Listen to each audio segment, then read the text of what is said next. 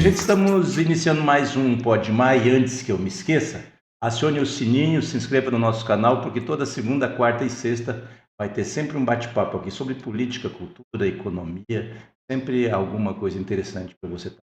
Legal? Estamos aqui hoje batendo papo com Ali, produtor musical, músico, agencia músicos, enfim, trabalha na cultura, um produtor cultural. É isso, Ali? Mesmo, satisfação. Obrigado por... É basicamente isso. Eu gosto de brincar que eu faço tudo que o artista não quer fazer. Tudo que ele não gosta, que ele acha difícil, é o que eu faço. É porque a gente, normalmente, quem vê ou quem assiste uma peça de teatro, ou vê uma música ou um filme, vê tudo acabado, né? Não vê o trabalho todo que tem para fazer isso, para produzir. O produto final sempre tem muita lágrima por trás, né? Exatamente. E essas lágrimas é você que derrama. Eu derramo e enxugo também. Mas vamos conhecer um pouco Ali Ladislau. Você é campograndense? Sou campograndense, né? E fui criado, tenho aqui a identidade, mas do bom dia também.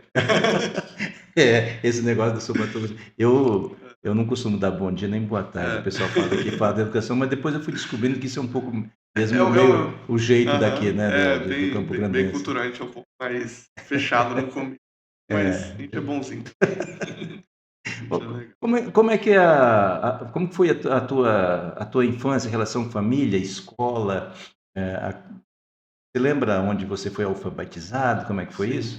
Eu comecei escola com 5 anos, eu já estava no pezinho.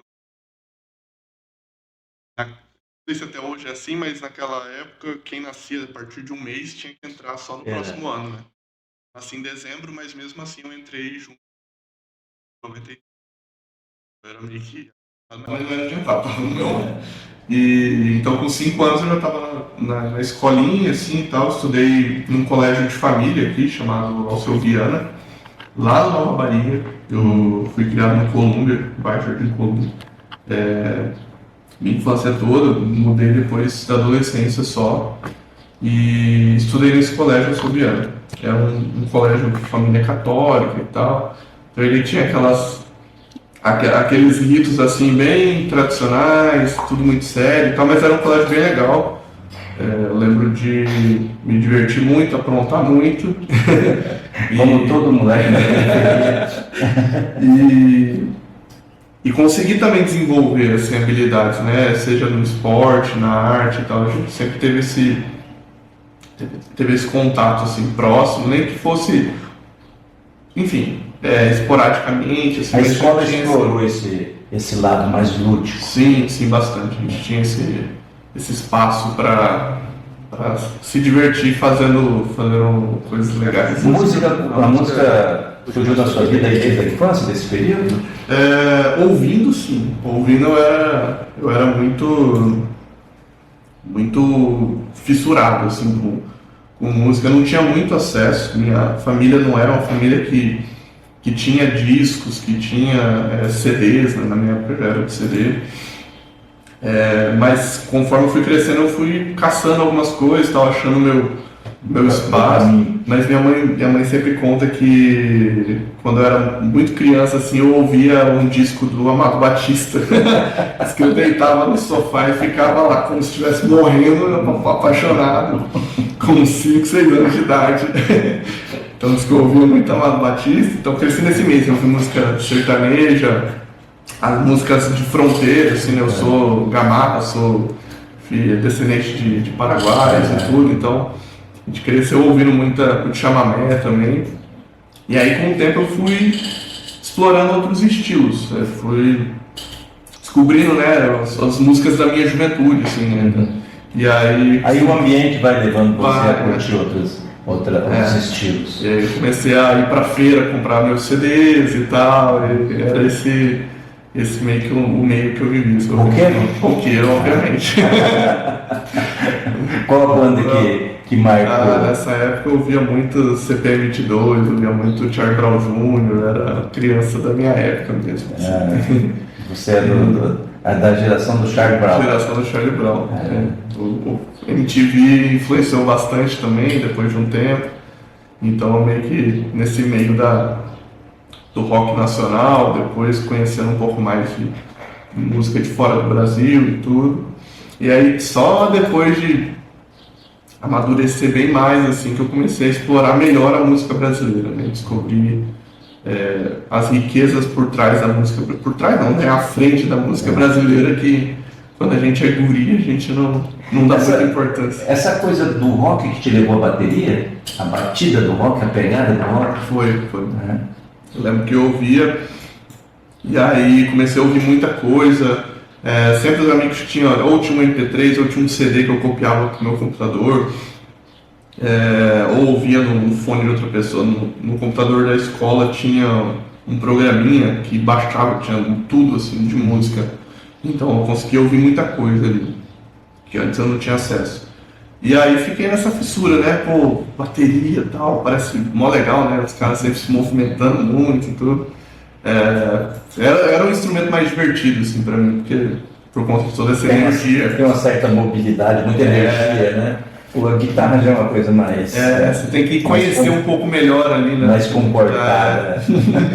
E aí eu comecei, brincava no sofá, batia nas panelas também. E aí depois de um tempo eu comecei a fazer aula. Deixava a mãe meio louca. Com certeza. E aí depois eu comecei a fazer aula, assim, e acabou indo pra frente, fui estudar, fazer outras coisas, não ligadas à música. E aí quando eu comecei a me envolver mais profissionalmente com a música, aí voltou esse sentimento, assim, de querer tocar, de querer estar ali presente, fazendo também a música, né? Não só nos bastidores, mas construindo as ideias sonoras da música. E aí foi quando eu comecei a tocar percussão.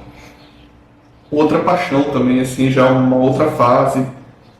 O movimento da bateria já tinha um outro sentido, até porque as coisas que eu ouço hoje, né, são muito mais quentes, muito mais latinas, brasileiras e tudo mais. Então, o lance da percussão tem mais tem mais a ver, né, com a sonoridade que eu ouço hoje. A música latina. Então, ele tem mais o tempero é diferente também. Então, o som, né?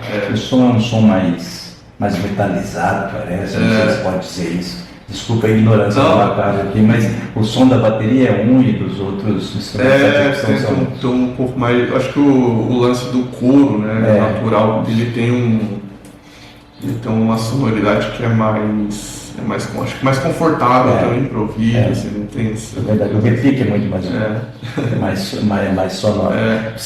Que idade você começou a fazer isso mais profissionalmente? Em 2014 eu criei um projeto junto com alguns amigos, chamado Arvorecer. O intuito era começar a divulgar as coisas daqui. A gente sentia, a gente sempre perdia alguma coisa porque não era bem divulgado. Então na nossa cabeça, se a gente divulgasse, ia melhorar. A gente começou assim. Isso eu tinha uns 20 anos, mais ou menos. E aí em 2016 eu comecei a fazer meu primeiro evento, final de 2016. A gente fez um pequeno festival multicultural, multiartístico. E aí desde então eu não parei. Comecei a desenvolver outros projetos dentro do Arvorecer. Comecei a trabalhar com artistas em 2019. Antes de entrar nessa fase do artista, vamos falar um pouco do café filosófico. Eu gostei daquele formato que você trazia bater papo no espaço, tinha público, era uma coisa aberta ao público, que era bem formato que nós estamos fazendo aqui, um podcast, mas era aberto ao público. Era aberto ao público. Nessa época era o stand-up. Mistura de stand-up com podcast e com as mídias sociais. Basicamente. Nessa época o formato de podcast ainda não era tão bem explorado, começando, e ainda mais o videocast, né, que acabou vindo depois e tal, ainda não estava estabelecido. na nossa época, antes da pandemia, ainda não existia muito essa necessidade de fazer o digital. Então o digital era divulgação e não o conteúdo, né? O conteúdo começou a brotar mesmo pra gente pós-pandemia, assim, durante a pandemia, na verdade. E aí em 2017 a gente começou, eu estava fazendo filosofia, e aí queria desenvolver esse projeto como uma forma de aumentar a acessibilidade às discussões filosóficas. E aí eu juntei com alguns amigos dentro da Arvorecer, um professor que ajudou bastante, que é o professor Wayne, lá da UFMS, e aí a gente desenvolveu um projeto que era uma pessoa especialista, né, da área falando sobre um tema contemporâneo para uma plateia. Essa plateia podia ser qualquer pessoa, era aberta ao público, era gratuito, e as pessoas começaram a colar. Foi surpreendente, assim, e as pessoas foram mesmo. Elas saíam de casa, elas iam, no começo a gente fazia um lanche compartilhado, então a gente levava algumas coisas e cada pessoa levava também, e a gente se juntava ali depois do evento para dividindo o pão, celebrar ali, dividir o pão e conversar, continuar essa conversa, né? Acho que esse era o movimento que a gente propunha. Não era um professor na frente da plateia ensinando algo, era alguém que detinha um conhecimento, mas que ele compartilhava esse conhecimento com outras pessoas que também detinham outros conhecimentos, né? Então era uma troca bem grande, assim, era esse o nosso intuito. A gente fez isso de 2017 até o final de 2019. A gente passou pela Casa Fernando Pessoa, pela Brava, pelo Centro Cultural José Otávio Guizzo e pelo Sesc. Foram 2 anos, mais de 2 anos. Mais de 2 anos. Mais de 2 anos. Uma vez por semana? A gente fazia uma vez por mês. Uma vez por mês.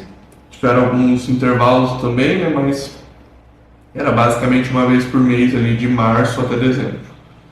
E foi muito interessante, foi muito legal. Teve uma edição no Sesc que a gente... Foi quando a gente começou a transmitir, inclusive, começou a filmar, registrar os eventos, porque a gente fez e simplesmente lotou. Era um espaço para mais de 100 pessoas, e nunca tinha dado um público tão grande. Lotou, as pessoas não conseguiram entrar, ficou umas 20, 30 pessoas para fora. E aí na hora eu saquei meu celular ali, torci para a internet dar e transmiti pro Instagram. E aí eu avisei todo mundo que estava transmitindo pro Instagram. E aí a gente fez uma live.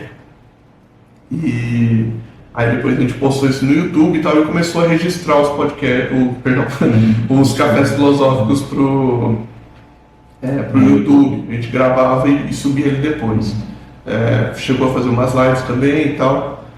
Tudo um pouco limitado, assim. Isso dá um suporte muito grande de produção, de como produzir, qual o assunto, a empatia, como é que você propõe um conteúdo para o público. Isso tudo é uma escola, né? Sim.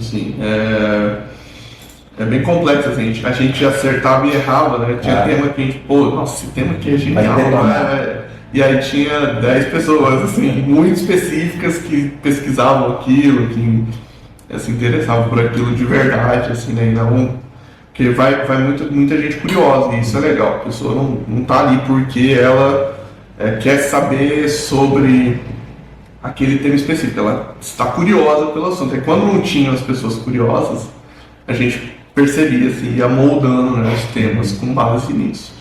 Isso dá estrada para você, para hoje o que você está produzindo. Sim, total. Mas não vamos fazer um corte também. Parou na pandemia, e daí, a pandemia, como é que foi Aí, final de 2019, a gente fez o último Café Filosófico, beleza? A gente pensou que 2020 ia ser o ano do Café Filosófico, a gente já estava planejando trazer artistas, trazer professores de fora também, que seria um salto pra gente. E nossa ideia era começar em março. Justamente em março que tudo desandou, assim. A gente cancelou tudo. E como eu não tinha essa experiência com o digital, né, com o conteúdo online, foi um momento de muita dificuldade assim, de assimilar. Comecei a pesquisar bastante, entender. Acho que eu fiz um movimento que todo mundo fez, assim, né? Todo mundo que dependia do presencial, que dependia do contato com o público, teve que fazer esse movimento de entender, né? O que eu faço? Como é que vai ser a vida agora em casa? E aí eu comecei a pesquisar muita coisa, cheguei a produzir alguns conteúdos. A gente produzia conteúdo de música, sobre produção, sobre gestão de carreira musical e de cinema, que a gente tinha também, paralelo ao Café Filosófico, um projeto de cineclube. A gente fazia a exibição de filmes e discutia.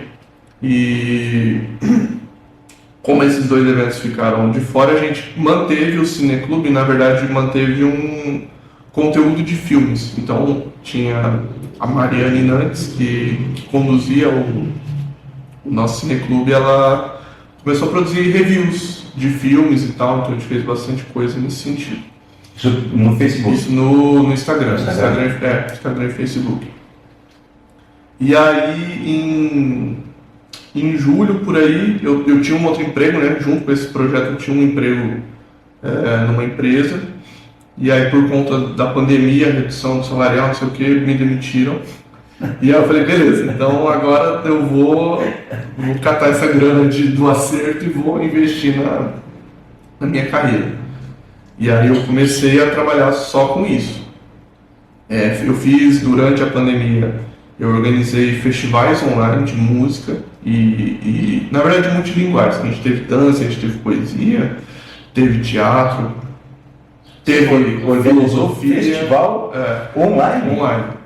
Então a gente tinha, primeiro a gente fez cada artista no seu perfil, bem pequenininho. Aí o segundo a gente já concentrou num perfil só. E no terceiro a gente ainda utilizou uma plataforma que monetizava. Então a gente fez uma parada interessante, assim, que a gente conseguiu monetizar. A pessoa entrava, ela assistia de graça, mas se ela quisesse, ela tinha uma ferramenta simples ali para fazer o pagamento. Fazer uma contribuição.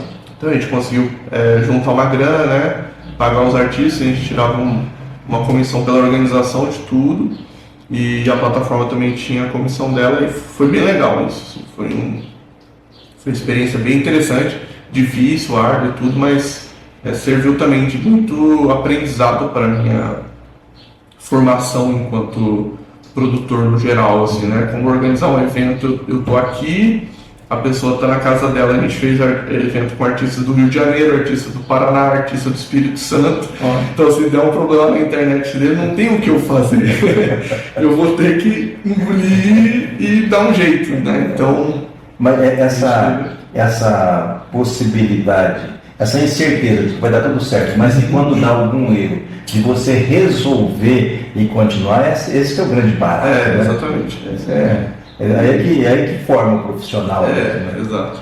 Eu gosto de falar, tô trabalhando com uma galera nova assim, na área de produção, e aí quando a gente conversa eu gosto de falar, tipo, quando dá tudo certo, eu não trabalho. Tipo, eu fico só olhando, porque as coisas acontecem normalmente, tá tudo bem, nenhum problema, então você não vai fazer nada, você vai se sentir até meio inútil ali, porque tá tudo funcionando, você não tem que se preocupar. Mas quando dá errado, aí você tem que se mexer e é só você, né? Então, aí tem que mostrar por que você está dentro. Exatamente. Então, é meio que esse aprendizado assim foi sendo construído de uma forma na prática assim também, né? Você estuda, você pesquisa, você vê outras pessoas fazendo, mas a hora que acontece com você que você vai conseguir assimilar de fato tudo que você absorveu. Então, esse momento assim de fazer coisas online foi interessante por causa disso. E ver que é possível, né? Você usar essas ferramentas, que não tem novidade, né? A gente, nós também vivemos esse mesmo desespero, o que eu faço agora e tal. Mas esses erros, essas batidas na parede é que faz a diferença. Exato. Depois da pandemia, parece que esse novo normal ficou até meio sem graça. Você já sabe o caminho das pedras ali, né? Tipo, pô, por que a gente tratava com tanta dificuldade um negócio que é simples, né, no fim das contas? Mas enfim, não é tão simples, porque eu vou te dizer uma coisa. Foram 2 anos de uma busca incessante de caminhos. Sim. E a gente atravessou. Sim. Sobrevivemos a isso. Né? Uns com maior sucesso, outros com maior, mas a gente chegou até atravessar e a experiência foi uma coisa fantástica mesmo. Mas o Café Filosófico e mais esse período da pandemia, então, te trouxe a bagagem para você montar o trabalho que hoje você está produzindo. Bastante. Nessa época do Café Filosófico eu também trabalhava com artistas, então eu organizei eventos, comecei a fazer editais.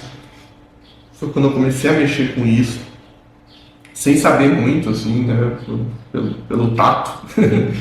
E então ali eu comecei a desenvolver esse trabalho de como agenciar uma carreira artística, como achar os caminhos para remunerar todo mundo, como fazer um evento para o artista, né? Eu só tive a experiência de eu fazer o evento enquanto uma produtora.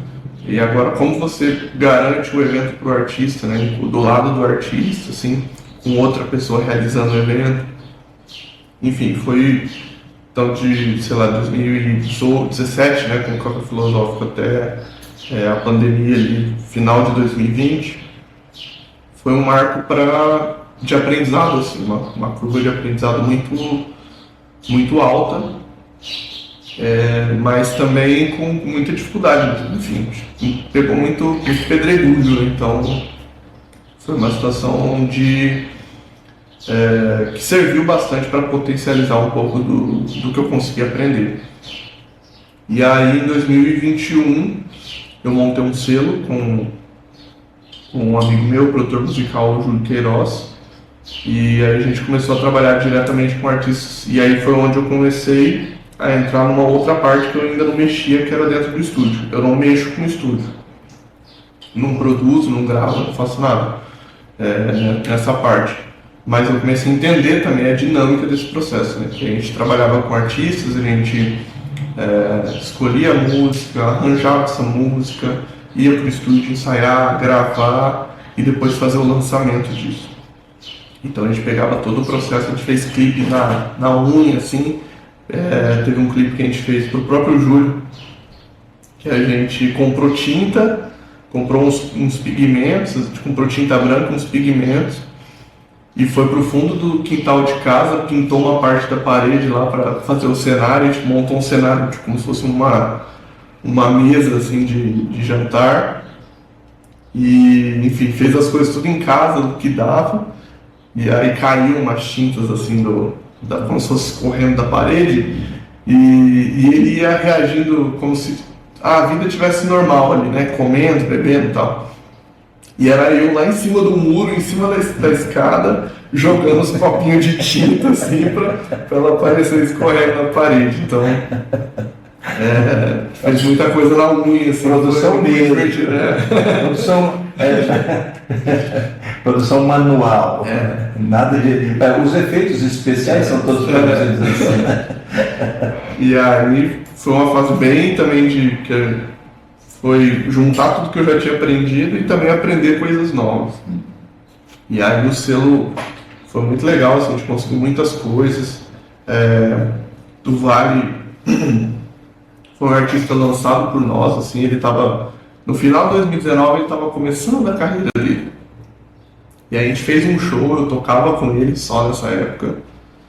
A gente fez um show super legal, super bonito.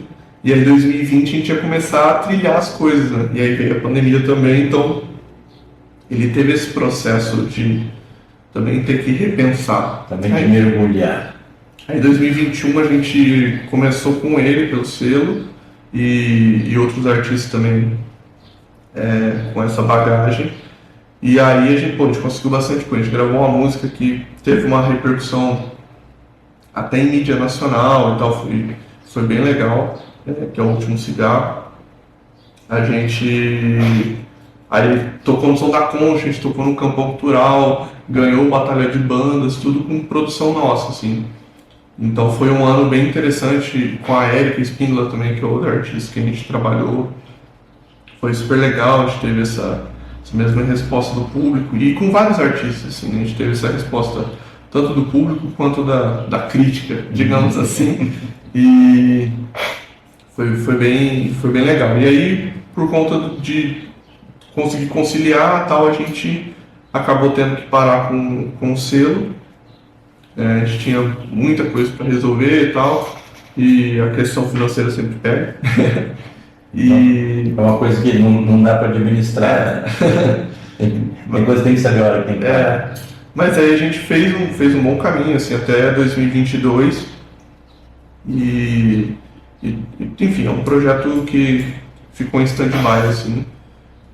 Mas aí ano passado, 2023, também foram outras coisas novas. Voltei a produzir eventos que eu tinha parado de produzir, né, depois da pandemia, e quando retomou a produzir, quando retomou as atividades presenciais, eu meio que segurei, assim, para fazer, estava mais focado com artistas e tudo. E aí, ano passado eu voltei a fazer evento e foi muito legal. Deixa eu só tomar uma água. Que aí, com a experiência de frequentar as feiras de música, começou a feira de música aqui em Campo Grande, né, em 2021, que foi inclusive onde a gente fez a apresentação do Campão Cultural com o do Vale, com a Érica Espíndola. Aí a gente conheceu um monte de gente, produtores, artistas, empresários, tudo mais, do meio da música do Brasil todo, assim, do cenário alternativo, independente. Teve a feira de novo em 2022, aí a gente conheceu mais gente, reviu as pessoas que a gente já tinha conhecido. Então abriu um leque, assim, de possibilidades, de oportunidades. E aí no começo de 2023 eu fui para São Paulo, tinha uma feira lá. E na verdade existe essa feira, que é a maior da América Latina, que é assim em São Paulo. E aí eu fui lá para estudar, para conhecer gente, conhecer outras pessoas, rever as pessoas que eu tinha conhecido aqui em Campo Grande. E foi uma experiência muito, muito boa, muito maluca, porque são 4 dias de evento, você passa o dia todo conhecendo gente, aprendendo. À noite você vai para um show, acaba, você vai para outro, tipo assim, uma intensidade. E aí você conhece muita coisa nova, muita coisa diferente. Você quer trazer tudo para cá, aplicar tudo aqui. E aí nesse processo eu conheci uma artista chamada Aie, uma artista do Rio de Janeiro, que mora em São Paulo. E a gente fez uma ponte legal, a gente fez o show dela aqui. Então foi meu primeiro evento com artista de fora. A gente trouxe ela. Fez o evento, foi super legal, super bonito, assim, né, ter esse contato com a música dela, o público daqui de Campo Grande ter esse contato. E aí a gente continuou fazendo. A gente inclusive montou, eu ia fazer esse evento, aí um amigo meu falou, pô, tô doido pra começar a mexer com o evento, que é o Léo, o Zanello.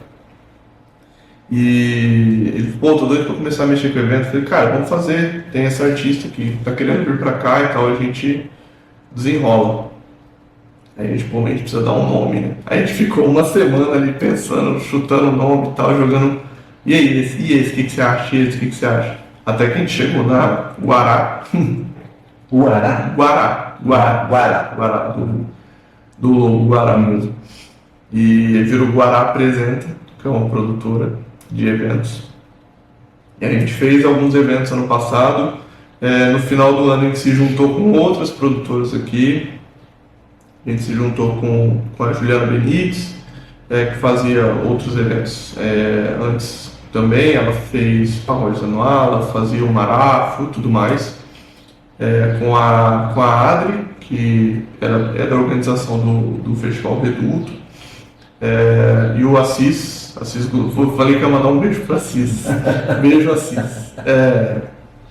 Que é diretor de arte, né? Trabalha com design gráfico e tal. A gente se juntou e falou, cara, bora fazer um evento. Eu estava em contato, nesses contatos eu estava conversando com o pessoal de outros estados, assim. E o pessoal de Mato Grosso falou, pô, a gente tem um artista aqui que está querendo circular. Você acha que rola pra sair? E a gente ficou nessa o ano inteiro, falando um monte de artista. Aí, faltando um mês pra data que o cara ia passar, ele voltou e falou, pô, eu quero ir pra Campo Grande e tal. Aí a gente falou, cara, bora mexer, a gente não tem tempo nenhum, vai ser tudo na correria, mas bora fazer? Aí todo mundo, bora. Aí a gente fez. Foi quando a gente lançou o Eita, que agora o Eita virou uma coisa à parte, né? Agora é um rolê, enfim, é uma marca suspensa ali que pode ser um monte de coisa. E aí a gente fez o Eita, trouxe o Pratagi, que é um artista do Pará. A gente fez uma festa, foi super legal. Teve o show do BG de Lucena, daqui de Campo Grande. Teve discotecagem com o DJ Samambaia. Aí para esse dia a gente produziu um drink, criou um drink com cachaça de jambu também, que é típica lá do Pará. E enfim, tentou, dentro do Eita, assim, a gente tenta explorar um pouco essas experiências para além da música também. Tentar ser uma parada de vários sentidos, assim, né? É a música, que é a audição, mas também tem o olfato, o paladar, tem o toque, tem todas essas sensações assim, reunidas dentro de um evento. E foi uma experiência bem legal, foi bem correria, como sempre, mas disso a gente se juntou, viu que funcionava, e foi quando a gente criou o nosso bloco, que é o bloco Eita. Que agora a gente vai começar. Está ensaiando, né? Fazer os eventos aí de ensaio aberto, dia 27 de janeiro, agora lá na Praça do Preto Velho. E aí no carnaval mesmo a gente vai fazer dia 3 de fevereiro, na Esplanada, e depois no Enterro dos Ossos, também dia 17, também na Esplanada. E nossa ideia era fazer um carnaval, claro, respeitando toda a tradição do carnaval de Campo Grande, que é muito forte, apesar, né, de todos os perrengues, assim, as pessoas amam o carnaval e estão amando cada vez mais. E aí a gente se inspirou em várias coisas boas, tanto aqui quanto em carnavais de fora, para poder desenvolver o nosso, assim, né? Uma novidade, não é nenhuma inovação abrupta do carnaval, mas é um resgate também. Criou uma charanga, nossa, seria essa banda de metais e percussão e tal, que vai puxar o carnaval. Então essa charanga, ela faz a trilha sonora ali e pra galera cantar. Então é só instrumental. Tem um puxador ou o puxador é a galera? A banda tem os nossos frontmen, né? E tem o pessoal do metal. Ela é comandada pelo Dedo, Cláudio Dedo. É um trombonista fantástico, músico, na verdade toca de tudo, assim. E é ele que comanda também. Mas tem outros músicos junto, outros metaleiros e percussionistas e tal, que acompanham a banda para poder desenrolar. Então a gente tem um repertório, tem a estrutura básica do show e as coisas acontecem na hora também. Inclusive a gente está recebendo pessoas que queiram participar da charanga. Ela não é fechada nessas pessoas, nesse núcleo. Ela é também um convite para as pessoas se divertirem musicalmente no carnaval, sabe? E tocar, nem que seja... Tem que participar dos treinos, né?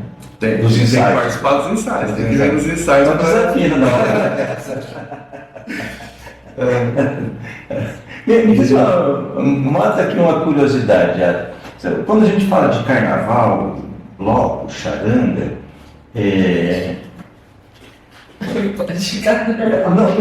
não é só festa. Como é que rola a questão da finança para você manter isso? Tem algum resultado financeiro para ir, para fazer, ou é tudo no racha, como aquele lanche que todo mundo dá no seu? Então, o carnaval hoje ele é uma festa que também tá bem profissionalizada já, né? Tá bem estabelecida. A nossa intenção, como assim, é meu sustento, é o sustento da galera que trabalha no comigo. Eu trabalho exclusivamente com produção cultural. Então, não é fácil, sei lá, fazer coisas só pelo prazer, assim, coisas relacionadas a eventos e produção e tudo. É bom fazer as coisas que gosta, mas desde que tenha um certo retorno. A gente ainda faz muita coisa, assim, né? Tem evento que sai no 0 a 0, evento que sai no prejuízo, tudo. Mas a gente tem que sempre pôr na balança isso. E como é um evento gratuito, aberto, a forma como a gente encontra de remunerar todo mundo, inclusive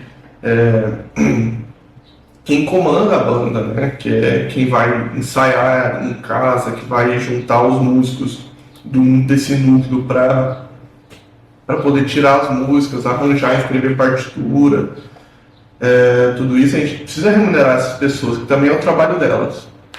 A gente tem equipe para cuidar do som, equipe para trabalhar no bar, enfim, a gente precisa de muita gente para fazer essa festa acontecer. Então, a gente tem o nosso bar, que é ali onde a gente tira uma remuneração. Para o carnaval mesmo, a gente está desenvolvendo algumas formas de também ampliar isso, né? Inclusive, pensando também nessa comunicação com o público. Então, formas de fortalecer nossa marca, ao mesmo tempo que você oferece uma comodidade para o público e, enfim, vai otimizando ali o serviço. Então, uma coisa que a gente está desenvolvendo é um copo, ecocopo, né? Um copo retornável e tudo mais, que não é nada genial, assim, é só uma ferramenta que está aí à disposição, mas que funciona muito, porque a gente tem essa preocupação também com a produção de lixo, da produção cultural, né? Quando você faz um evento, você produz muito lixo. Então a gente opta, por exemplo, por ter a bebida em lata, que é mais segura e mais retornável, né, também que a garrafa de vidro ou plástico. E aí o copo ele vem com essa solução também para substituir o plástico. Então você substitui canudos, ali substitui o próprio copo de plástico que sempre se perde, né? A pessoa pega um, depois pega outro. Então você cria um copo que é mais resistente, é mais bonito, ele visualmente bonito, a pessoa leva para casa, guarda, usa, né, em casa. Então é uma ferramenta que também funciona para muito mais tempo, né, do que um copo descartável e fortalece a nossa marca também, que eu acho que é um ponto importante. A gente se comunicar com o público ao mesmo tempo que você constrói seus valores, sua identidade, tudo. Então, quando eu ofereço um copo com a nossa marca, com uma lembrança do que foi aquele momento, né, por um valor que é acessível também, a gente cria um vínculo com as pessoas. Vai construindo todo um relacionamento a marca é tudo, né? Você fica lembrando, quando você vê, olha, você vai se lembrar da boa música, da boa festa, da alegria, do dedo que destroncou, Eu mesmo vai ficar marcado. Eu mesmo, toda vez que eu olho para prateleira onde estão os meus copos, eu fico pensando nisso, assim, pô, esse festival foi massa. Boas lembranças. Mas o carnaval são 3, 4 dias, uma semana, passa. A produtora é o que você projeta para frente. Sim. Quais são os principais artistas que tem? Você falou do Vale, tem outros que estão. Do Vale eu vi no portfólio e lembrou agora não vou esquecer o nome do Belchior. Lembra o meio jeito do Belchior? O Belchior foi eleito do Vale. Além do Vale, tem outros no portfólio? Agora a gente faz eventos, né? No EITA é um evento específico, onde a gente se junta com outros produtores, um coletivo. Que eu também faço parte do Reduto, junto com a Adri, com o Jonathan, com o Loureiro, a própria Juliana Benítez também, que entrou recentemente no Reduto, e mais uma galera que tá lá, que é um festival que a gente está planejando para retomar. E aí a parte disso ainda tem o trabalho com os artistas, né? Que eu faço edital, faço lançamentos, enfim, dou todo tipo de assessoria ali para os artistas, planejamento de carreira, te junta, faz reunião, planejamento anual, planeja, enfim, lançamento. Seu dia tem quantas horas? Infelizmente, só 24. Queria que tivesse mais. Porque pô, sentar com o artista para fazer planejamento já não é uma coisa fácil de fazer. Com o artista deve ser um pouco mais difícil. Tem que saber manobrar ali também para focar no negócio, mas é legal. É um desafio, assim, eu gosto de brincar que o meu trabalho é ter dor de cabeça. Então, enfim, mas é legal fazer isso. Às vezes o artista chega e ele, sei lá, já teve artista que chegou pra mim que o sonho é ser famoso. E tipo, pô, mas isso é um sonho, né? Tipo, ou é uma meta isso, né? O que é ser famoso? O que é ser bem sucedido? E aí a gente começa a destrinchar essas coisas para ver se a pessoa consegue desenvolver melhor esse argumento, né? Esse sonho, essa vontade. Então, a partir do meu trabalho, conseguir assim ajudar artistas nesse ponto de também trazer um pouco para a realidade do que é o cenário musical, do que é o dito mercado da música e colocar perspectiva para que esse artista consiga dar um passo para chegar mais perto desse sonho. Às vezes ela percebe que o sonho não era esse, né?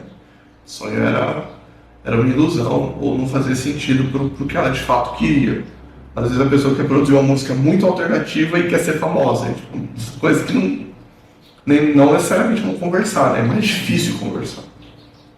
E aí, tendo um planejamento, conseguindo ajustar um pouco o posicionamento de carreira, as metas, cara, meta por mês, meta trimestral, semestral, anual, daqui 5 anos, sabe? Você já ouviu, conseguir organizar. Sem querer te interromper, mas antes de você já ouviu um desses vídeos que circulam fala de uma dupla, nem sei se é sertaneja, mas falando de como que eles produzem. Aí eu falei assim, não, a gente não ensaia para gravá-lo. Fulano vem, põe a primeira voz, depois eu pego, ele chamou de afinador, e aí eu vou colocando a segunda, volto, vou fazendo tal. A gente já discutiu mais ou menos o que a gente sabe, vai subir uma terça, uma quinta, parará e tal. E aí eu vou, às vezes eu demoro mais para colocar a segunda do que ele para colocar a primeira e tal. E aquele a gente não ensaia, ficou. Porque teve um tempo que eu dancei muito, dançava, dei aula de dança e tal. E eu fui num workshop de tango.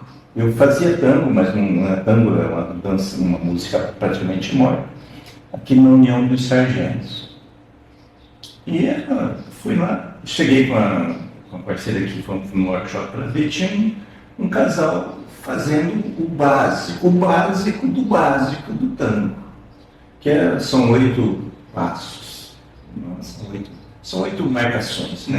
E dali surge, de lá sai todos os passos.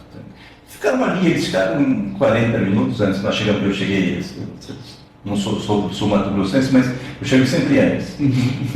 Fiquei uma meia hora vendo e eles repetiram durante essa meia hora incansavelmente aqueles 8, que eu, que não sou, não sei, eu já não gostava de fazer o básico.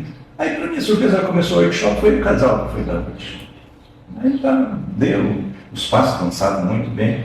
Aí no final eu perguntei para eles, Mas vocês passaram passos que vocês não treinaram. Eu vi vocês treinando, vocês estavam falando só o básico. Aí ele falou para mim assim, mas o básico é tudo. Se você não sabe o básico, você não sabe o resto.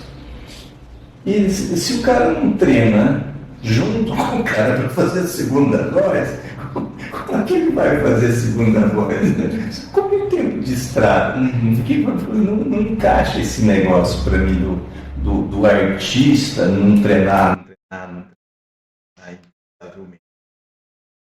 Tem vitória sem dor. Tem. Se o cara chegasse, né, eu vou ser o Luan Santana amanhã, só que não viu o guri cantar aqui em Jaraguari como ele era desafinado, né, para ver o sucesso que ele é agora. Sim. Aliás, tem uma que foi secretária de Cultura, esse é o apelido dela, foi secretária. Ela falou assim, eu tenho orgulho de ter vetado o Luan Santana num desses projetos do município. Ele era muito desafinado, ela vetou. Se eu tenho, porque é o que resta para ela.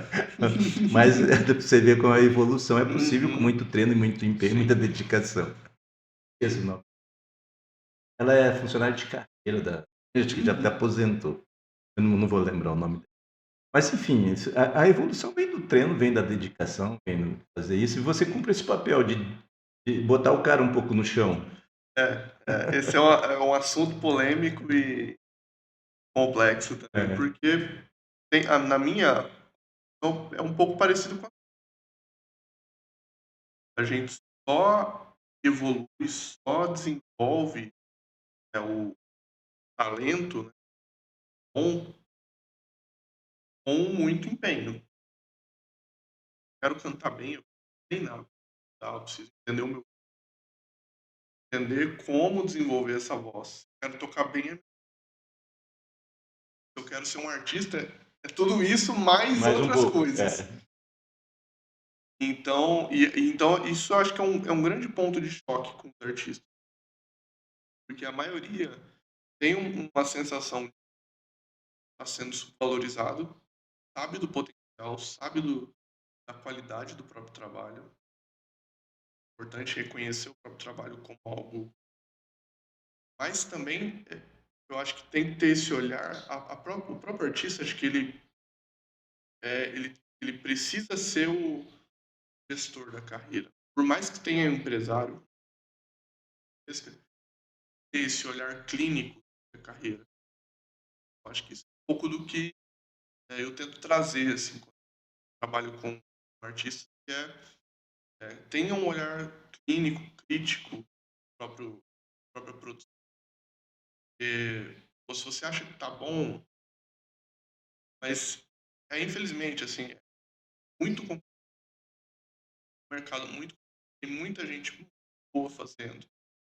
Tem muita gente que canta muito bem, que toca muito, sabe envolver com, cai na lábia dele, tá em cima do palco.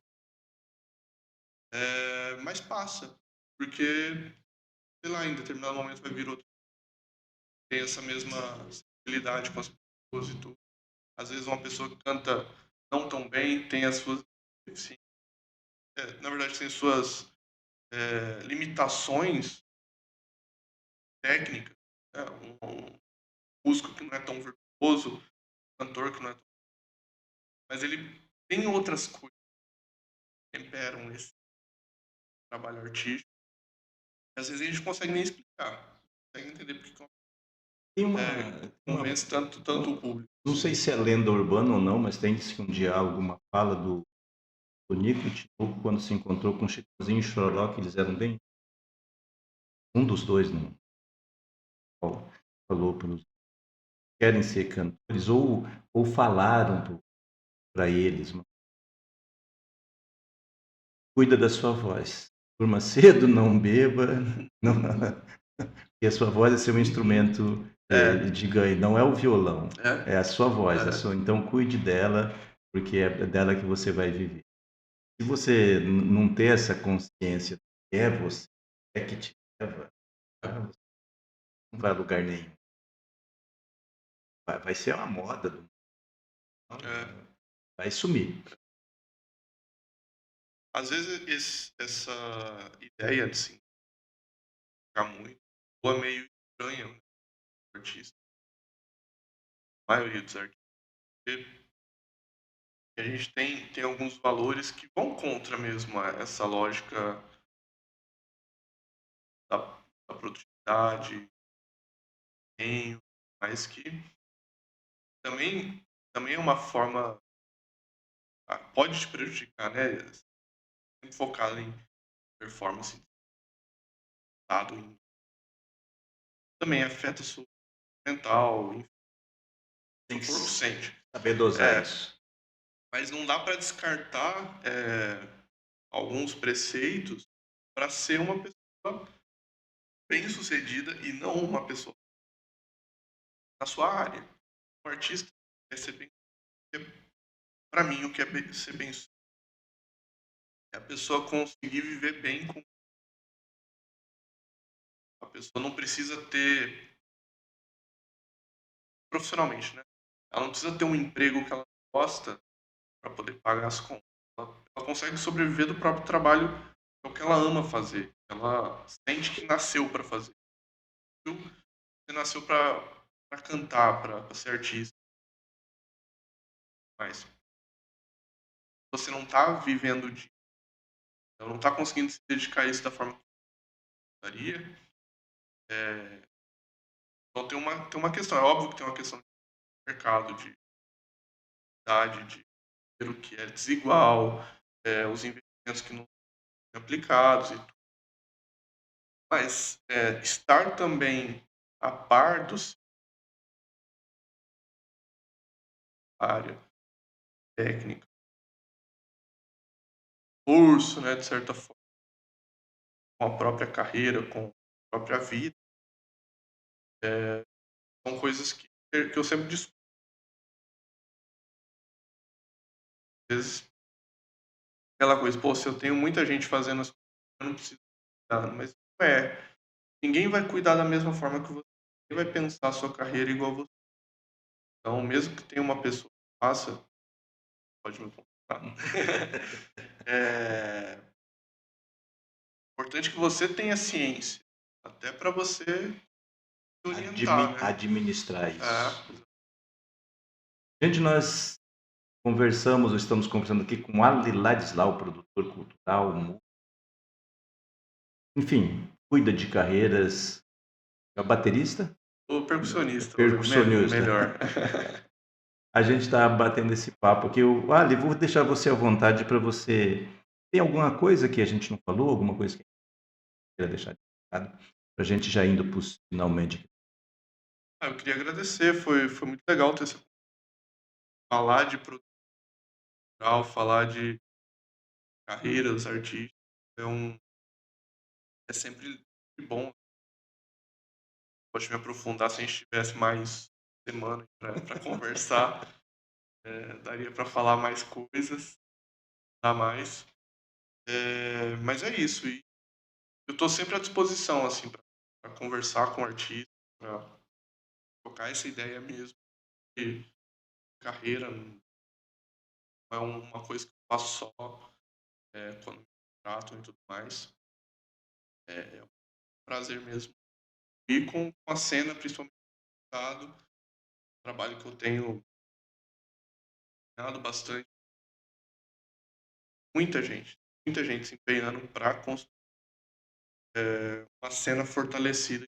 Então, ajudando artistas, ajudando espaços culturais, né, fomentando tudo, dando produções de eventos, produções musicais, produções artísticas, audiovisuais, enfim.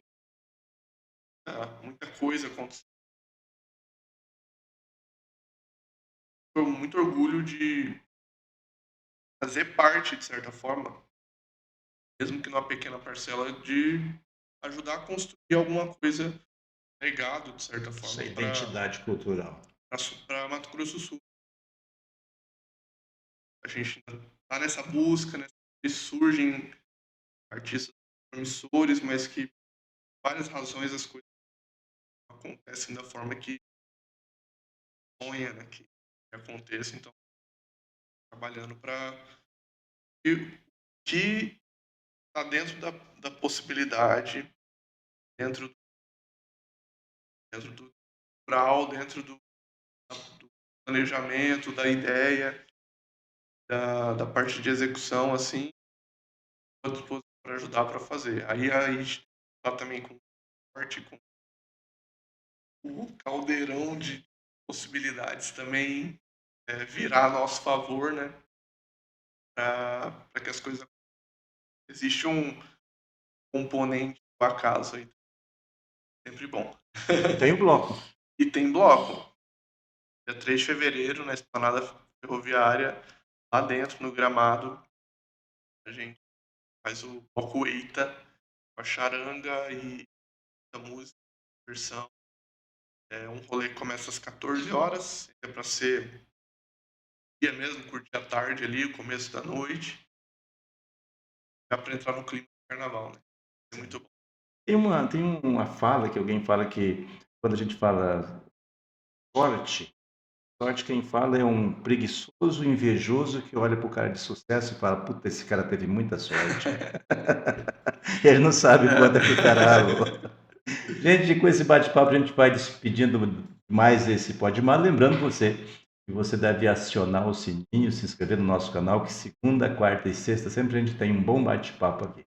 Obrigado, Ali, pelo bate-papo. E a gente está à disposição aqui também. Quando tiver algum assunto, só entrar em contato. Legal. Que a gente está produzindo. Legal, muito obrigado. Falou, um abraço.